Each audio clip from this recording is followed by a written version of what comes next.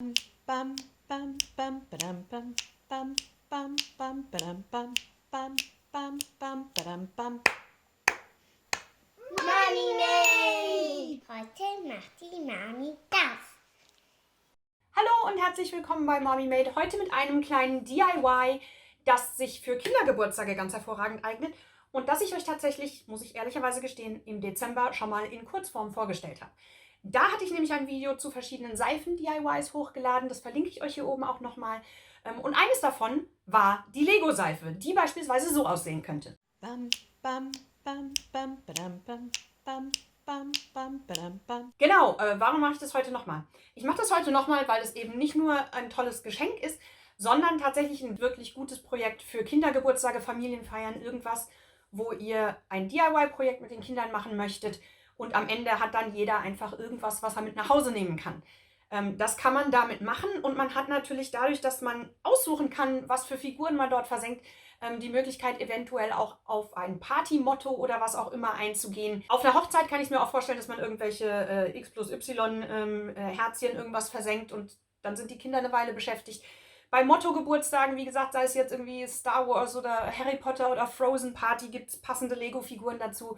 Ihr könnt irgendwie Kunststoff-Einhörner und Glitzer versenken, das ist völlig euch überlassen, aber ihr habt einfach die Möglichkeit, auch auf euer Partymotto einzugehen. Und das funktioniert mit diesem Projekt, wenn man gewisse Vorbereitungen trifft. Und ich habe gedacht, ich zeige euch heute einmal, wie ich das bei unserer letzten Geburtstagsfeier gemacht habe, damit ihr das eventuell bei eurer nächsten machen könnt. Was ihr dafür braucht, ist auf jeden Fall Gießseife. Zu Gießseife kamen im Dezember nach dem Seifenvideo ein paar Fragen. Gießseife ist eine Neutralseife auf Basis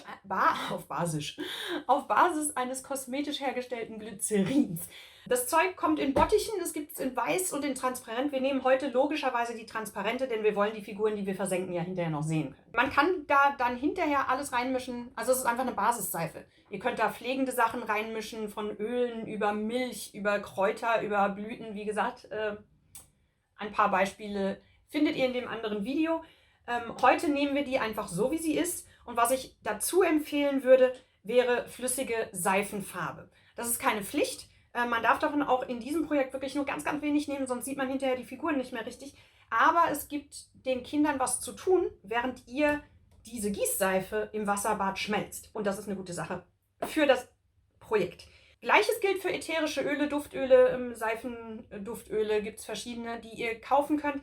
Die Produkte, die ich gekauft und verwendet habe, verlinke ich euch in der Infobox. Marke war ich da nicht festgelegt, gilt auch für Lego übrigens. Das ist alles irgendwie einfach nur die Sachen, die ich da hatte oder die ich gekauft habe.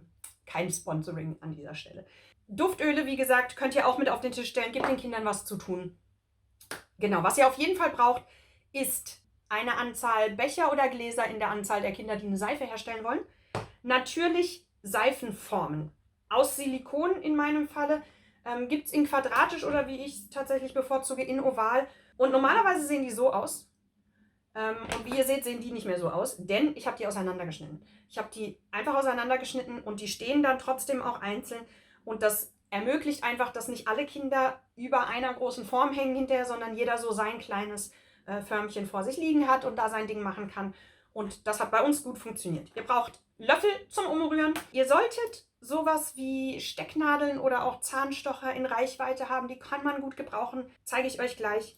Und als Vorbereitung, jetzt kommt der Elternteil, der Admin-Teil dieses Projekts, solltet ihr, wie gesagt, diese Dinge auseinanderschneiden und nehmt euch dann mal einen Messbecher mit Wasser und guckt, wie viel Flüssigkeit, wie viel Milliliter in so eine Form reingehen. Das steht bei den Formen A nicht immer dabei und B ist die Angabe nicht immer korrekt, habe ich festgestellt. Messt das ab und wenn ihr wisst, wie viele Milliliter Flüssigkeit in so ein Förmchen gehen, dann nehmt euch am besten euer Glas oder euren Becher, schüttet die Menge Wasser, die ihr abgemessen habt, hier rein und markiert hier einfach, bis wohin ihr hinterher diesen Becher auffüllen müsst. Dann habt ihr, wenn ihr die flüssige Gießseife hinterher in die Becher füllt, dann wisst ihr, wie viel Seife jedes einzelne Kind braucht und es entsteht kein Drama, dass irgendwie einer zu wenig Seife hat am Ende oder so. Genau, und dann zeige ich euch, wie wir das gemacht haben. Für unser Geburtstags-DIY habe ich den Tisch folgendermaßen aufgebaut. In der Mitte des Tisches standen für alle zugänglich die Seifenfarben und die Duftöle. Und am jedem Kinderplatz stand eben ein Becher mit Löffel, eine der Seifenformen und die jeweilige Lego-Figur. Und jetzt durften die Kinder als erstes sich eine Farbe aussuchen, davon jeweils einen Tropfen in ihr Becherchen tun und dann von dem Duftöl ihrer Wahl 2 bis 4 Tropfen ihrem Becherchen hinzufügen. Derweil habe ich auf dem Herd im Wasserbad die Gießseife schon mal verflüssigt. Wenn die Kinder soweit durch sind mit ihrer Wahl, füllt man den jeweiligen Becher oder alle Becher einzeln mit flüssiger Gießseife auf, bis zu der Markierung, die ihr euch gemacht habt, der Menge, die ihr braucht, um eure Seifenformen aufzufüllen. Und dann können die Kinder das ganz, ganz vorsichtig umrühren. Wichtig dabei ist, dass man versucht, möglichst wenige Blasen zu kreieren, denn die würde man hinterher in der Seife sehr sehen. Und dann wird etwa die Hälfte der Seifenmasse in die Seifenformen gefüllt. Ganz vorsichtig. Und diese Schicht muss jetzt erstmal antrocknen. Und während sie das tut, kann man noch mit einer Stecknadel oder einem Zahnstocher eventuelle Seifenblasen, eventuelle Luftblasen quasi an den Rand ziehen oder aufstechen. Die halbvollen Becher mit der restlichen Seife habe ich derweil in eine Pfanne mit heißem Wasser gestellt, einfach damit die flüssig bleiben, denn die wollen wir ja gleich noch weiterverwenden.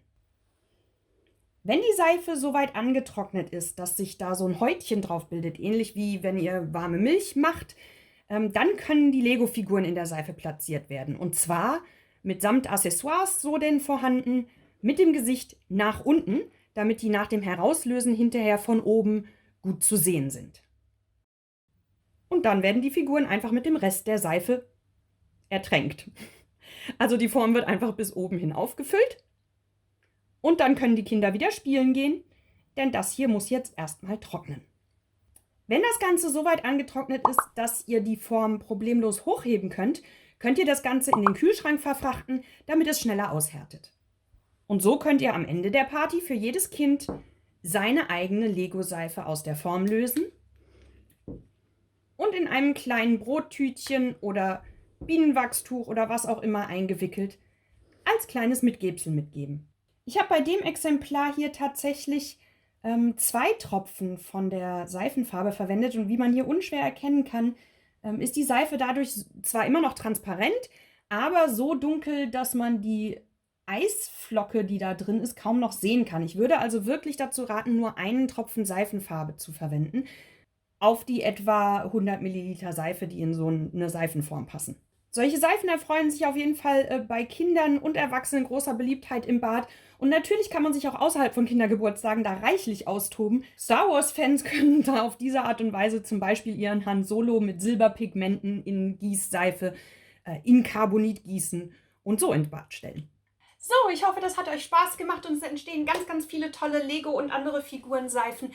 Falls ihr dieses Projekt nachmachen solltet, eine ganz, ganz große Bitte meinerseits, wenn ihr coole Fotos davon habt, wenn ihr euch irgendwie ausgedrückt habt, so wie ich hier mit meinem in Carbonit gegossenen Han Solo zum Beispiel, und ein Foto irgendwie auf Facebook oder auf Instagram postet, taggt mich doch, markiert mich, damit ich das sehen kann. Ich würde mich sehr freuen. Ansonsten, vielleicht verwendet ihr ein Hashtag Lego-Seife oder Hashtag MommyMade oder irgendwas in der Richtung, damit ich eine Chance habt zu sehen, was ihr anhand dieser Anleitung kreiert habt. Das würde mich sehr freuen.